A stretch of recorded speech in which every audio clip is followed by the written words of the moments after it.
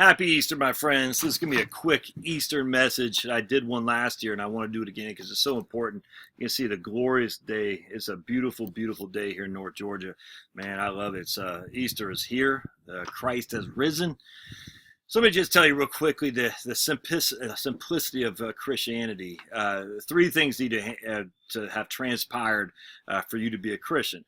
One is, did Jesus live? Number two, if he did live, then obviously most likely died. And number three, did he rise from the dead? Those three things. And so at this stage, really no one would argue that Jesus' life on earth. In fact, if you come across someone who says, well, Jesus did not live, and you know they're just kind of do it to virtue signal, say, oh, so you think the Quran's wrong. That's, say, hey, so you're saying the Quran's wrong. So ask them to say that because they'll be like, oh, I'm not sure I want to say that. Yeah, exactly. So if Jesus did not live, then inherently they're saying the Quran is wrong. And we know that that's not politically correct to say that, so they're not going to do it. They're just going to say that because it's easy to shank the Christianity today. I mean, no one, that's easy. That's not very, that's not brave at all to do that. But the bravery would be guys like Bill Maher, Richard Dawkins, Sam Harris, who go after all religions. That's bravery, in my opinion. It's not bravery going after Christianity and nothing else is silly. And that's what college professors are doing. Like, oh, we're going to go after Christians because Mike Pence, but everybody else are going to leave alone. It's just nuts. So anyway, if you doubt the existence, or you're dealing with somebody who questions the existence of Jesus, just say, so ask them, do you think the Quran is wrong? And you'll find that quickly if they truly doubt it, or if they're just saying that to try to irk Christians as a way to virtue signal that they're above and beyond, they're more intellectual than that. All right. So we can pretty much establish Jesus' life. All right, so if he lived, he died. We know that. So 1 and 2 are pretty much easy to conquer. Yes and yes. Jesus lived and yes, he died. So the real question is, was he raised from the dead? That's what comes down to it. Did Jesus, actually the interesting thing is Jesus proclaimed his divinity. He said he will rise from the dead, and then he did. And so if he rose from the dead, game over, right? If he didn't rise from the dead, then it's all a waste of time. And Paul says that, and I completely agree. If Jesus did not rise from the dead, then Christianity has no basis for it. It's just none whatsoever, and that's okay. I'm very comfortable saying that because I truly believe he did, for sure. And now, look, the reason we can say we're pretty comfortable with that, and it's not just because that's passed down generation to generation, even though I do think there's some validity to that. If you're raised in Mumbai and I'm raised in Portland, Maine has more Christians, Mumbai doesn't. So inherently, I'm going to be my feelings are going to be more aligned to one of a Jesus, divine Jesus, than yours in Mumbai, for sure. Now, does that mean the guys in Mumbai are going to hell? I don't think so. Because I think what happens is God says, no, I don't send you to hell. You send yourself to hell. You chose otherwise, and that simply, if there's no choice to be made, how can you deny God? I don't know that. So I mean, look, I'm not God. You aren't God. God knows. He knows what will happen. All I know is at the end of the day, as someone who's been made aware of the divine nature of Christianity, I have a choice. I can either believe that Christian is the Son of God, Jesus is the Son of God, and then get on my knees and ask for forgiveness, or I can deny that. And to deny Jesus is to deny God, which means I am closing my own door to heaven. God isn't doing it for me. I am doing it for myself. And the same thing, how does someone who doesn't hear the gospel, how can they not go to heaven, or how can they go to hell? I don't think that's necessarily the case. I just don't know. I think God will decide that for us, but at the end of the day, if you haven't had a choice in which to deny Jesus, I don't know how you can't be denying God. And so it seems to me the gates will still be open for it, whatever God chooses to do. I don't know. And that's the best thing about Christianity. You don't need to know all the answers. You just say, did Jesus die? Yeah. Did he rise from the dead? Yeah. Okay.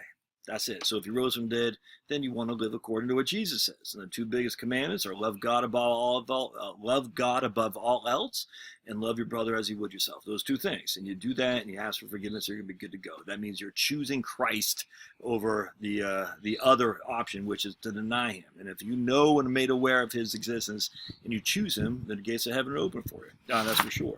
But anyway, I want to introduce this book by Gary Habermas called The Historical Jesus, Ancient Evidence for the Life of Christ. Because he has this whole chapter on ancient non-Christian sources. Yes, Josephus, people say, Josephus, and yes, Tacitus, Tacitus. At the end of the day, though, Tacitus, or Tacticus, I think it's Tacitus, is considered the greatest Roman historian ever. So it's just funny how people say, well, he said this, he said that, and some of those things were false, some of these things were true, and so we can't believe anything he says. Yet even the people who say that still say he's the greatest Roman historian ever. Josephus was a Jew. Maybe the Christians maybe kind of manipulated some of his writings or whatnot. At the end of the day, though, Josephus still mentions Jesus' existence and mentions the flare-ups when Jesus died and whatnot. So, but it's not just those guys. And so Gary goes over just tons of people. So here's Cornelius Tacitus, was a Roman historian who lived through the reigns of over half a dozen Roman empires. He's been called the greatest historian of ancient Rome, and is individually generally acknowledged among scholars for his moral integrity and essential goodness. One of his writings covers the period of Augustus's death from AD 14 to Nero in AD 68. Well, the histories begin after Nero's death and preceded that the Domitian in AD 96. Just talks a lot about the various controversies that came down the pike with Jesus. Here's a reference to Jesus in the writings of Tacitus that is found in histories. Well, the specific reference is lost, as is most of this book. The reference is preserved by Sulpicius Severus. He informs us that Tacitus wrote of the burning of the Jerusalem temple by the Romans in AD 70, an event which destroyed the city. The Christians are mentioned as a group that were connected with these events. Then we got Suetonius, another Roman historian who also makes one reference to Jesus and one to Christians, as Gaius Suetonius Tranquillus. Little is known about him except that he was a chief secretary of Emperor Hadrian in AD 117 and 138, and that he had access to imperial records. The first reference occurs in the section on Emperor Claudius, AD 41 to 54. Writing about the same time as Tacitus, Suetonius remarked concerning Claudius, because the Jews at Rome caused continuous disturbances at the instigation of Christ, he expelled them from the city. So basically saying Christ was telling them to instigate disturbances, or if they were following Christ's instigation, and so thus Claudius expelled them from the city. Incidentally, this statement has an interesting corroboration in Acts 18:2, which relates that Paul met a Jewish couple from Pontus named Aquila and his wife Priscilla, who had recently left Italy because Claudius had demanded that all Jews leave Rome. Interesting how that corresponds there, huh?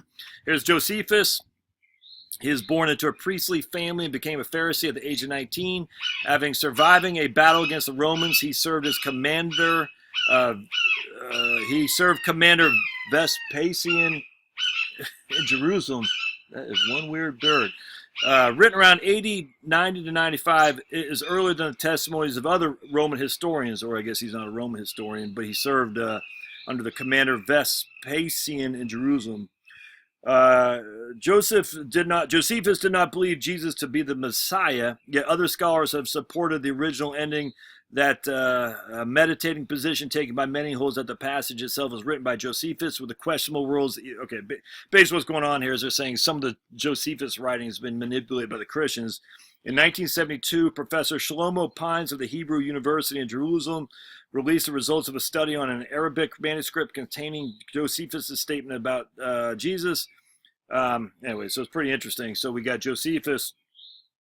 Let's see. Then another guy explains the view. After an investigation of the question, Charles Worth explains his view that Josephus' original version is both an interpolation and redaction. We can now be as certain as historical research will presently allow that Josephus did refer to Jesus, providing corroboration of the gospel account.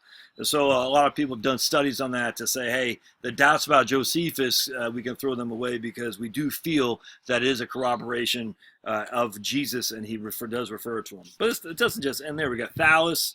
One such scholar, the death of Jesus may have been mentioned in ancient history, composed many years before Tacitus, Suetonius, and Josephus ever wrote, and probably even prior to the Gospels, circa AD 52. Thallus wrote a history of the Eastern Mediterranean world from the Trojan War to his own time. The work itself has been lost, only fragments of it exist in the citations of others, but one such scholar who knew and spoke of it was Julius Africanus, who wrote about it in AD 221.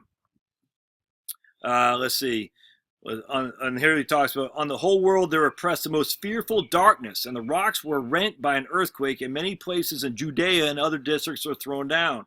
The darkness Thales in his third book of his history calls, as appears to me without reason, an eclipse of the sun. Africanus only implies that Thales linked the darkness to Jesus' crucifixion, but we are not specifically told if Jesus is mentioned in the original or not. Then we got Pliny the Younger.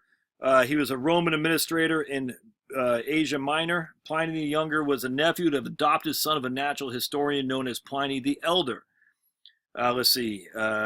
Pliny found that Christian influence was so strong that the pagan temples had been nearly deserted. Pagan festivals severely decreased, and the sacrificial animals had few buyers. Because of the inflexibility of the Christians and the emperor's prohibition against political association, Governor Pliny took action against the Christians. The Christians, were in the habit of meeting on a certain fixed day before it was light, when they sang in alternate verses a hymn to Christ as to a God, and bound themselves by a solemn oath not to do any wicked deeds, but never to commit fraud, theft, or adultery, never to falsify the word, nor deny trust, and so on and so on. At this point, Pliny adds that Christianity attracted persons of all societal ranks, ages, and sexes from both the city and the country. Jesus' ethical teachings are reflected in an oath taken by Christians never to be guilty of a number of sins mentioned in the letter. We talked about that. Let's see here. So we got Pliny. We got all these other guys here. Who else we got? Emperor Trajan. Pliny inquiry received a reply which is published along with his letters, although Emperor Trajan's response is much shorter. Trajan responds that Pliny was generally correct in his actions. If confessed Christians persisted in their faith, they must be punished. However, these restrictions are placed on Pliny.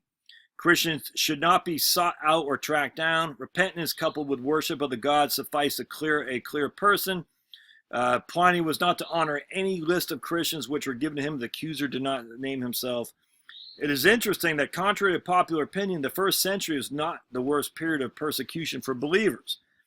Then we got Emperor Hadrian. Cyrenius Granius, proconsul to Asia, wrote a letter to Emperor Hadrian, also in reference to the treatment of believers. Just tons. Hadrian explains that if Christians are found guilty after an examination, they should be judged according to the heinousness of the crime. Yet if the accusers are only slandering the believers, and those who inaccurately made the changes to be punished. Then we got Jewish sources, the Talmud. On the eve of the Passover, Yeshu was hanged. For 40 days before the execution took place, a herald went forth and cried, "He is going forth to be stoned because practiced sorcery and enticed Israel to apostasy. Anyone who can say anything in his favor, let him come forward and plead on his behalf." But since nothing was brought forward in his favor, he is hanged on the eve of Passover. It would be expected that the most reliable information about Jesus from the Talmud would come from the earliest period of compilation, AD 700 to 200, known as the Tanaitic period. So I can't pronounce this. I'm not going to. Other gentile sources, Lucian. Who else we got here? Then we got Jewish sources, Toledoth, Jesu.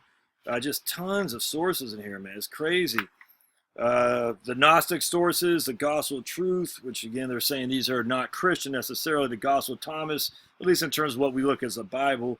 The treatise on the resurrection, other lost works, Acts of Pontius Pilate, a guy named Justin Martyr. Really, I mean, just so much stuff in here. Anyway, get the book if you're. It's just I'm not going to read the whole thing to you because it's chock full of stuff here. I cannot tell you how many things I marked up in this book. It's wonderful though. If you just need the background to know, hey, you might be listening to my man Styx Hammer 666. That guy. I like him. I like his leanings politically, but he does challenge Christianity. I actually think it's important to hear some of these people challenge Christianity amongst other religions. He does because I think you need to know your faith, and I don't think a lot of Christians do. I think a lot of Christians just assume by rote. But you gotta understand it. Dig deep. Buy a book on Josephus. Read some of the stuff. Start here, man. Maybe join a Bible study. Because at the end of the day, you will find. But you got to learn what the other people are saying. Don't be afraid to pick up a Richard Dawkins book. I'm telling you, don't be afraid of it. I'm telling you right now, you'll read it and you'll come out on the other side and say, I was able to challenge that okay. And I'm pretty comfortable. And when you do that, you'll strengthen your relationship with God. I'm just telling you right now, because if you feel in your heart's heart that maybe there's something to these guys that I just don't know, that's not faith, man. I mean, that's faith, but it's weak faith.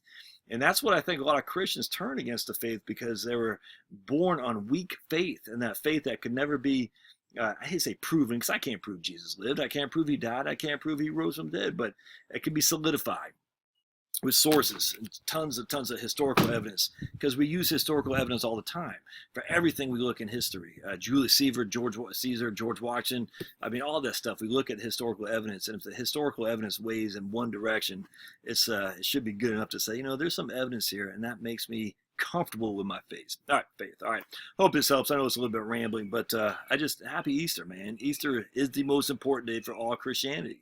If Jesus did not rise from the dead, it doesn't mean it's all gone. It's done. So the question you need to ask yourself and answer: did Jesus rise from the dead? Yes. Well, fall in. No. Okay, I get it. But that's ultimately what it comes down to. It's easy. All right. We'll see you next time.